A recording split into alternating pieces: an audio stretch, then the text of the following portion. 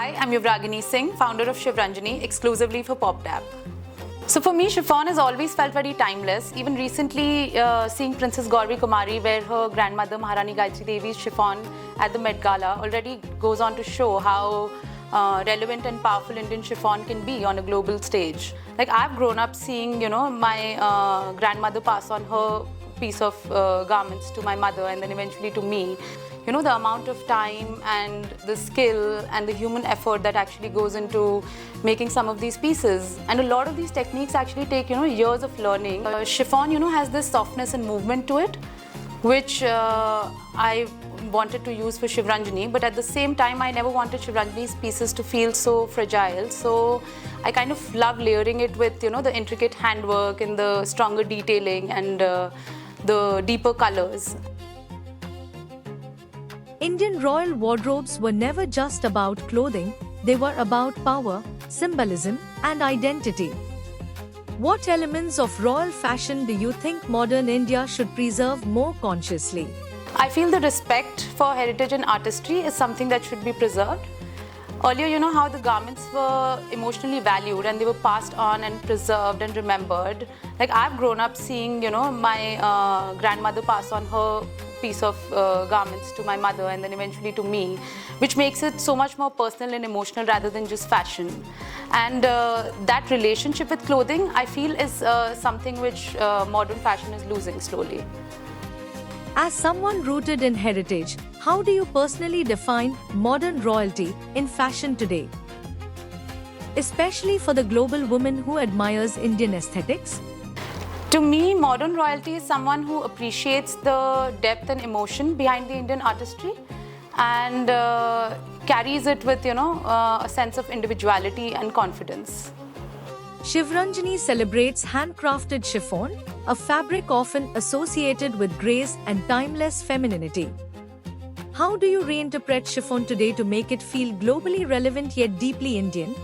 So for me, chiffon has always felt very timeless. Even recently, seeing Princess Gauri Kumari wear her grandmother Maharani Gayatri Devi's chiffon at the Met Gala already goes on to show how relevant and powerful Indian chiffon can be on a global stage. And with Shivranjani as well, I love pairing chiffon with, the intricate handwork and detailing and still keeping the softness of the chiffon intact. Luxury fashion internationally is shifting toward authenticity and craftsmanship.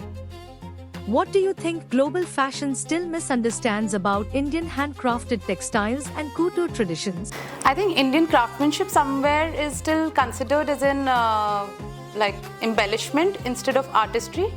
And the level of detailing and handwork and the finishing done by the Indian artisans is actually incredible.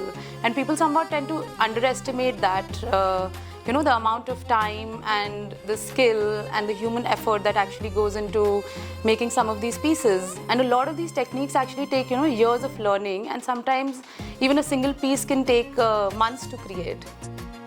Chiffon is delicate, yet royal fashion is often associated with strength and grandeur.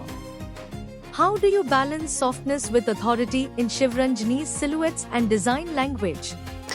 I've always loved the contrast between softness and strength because I feel women naturally carry both so beautifully.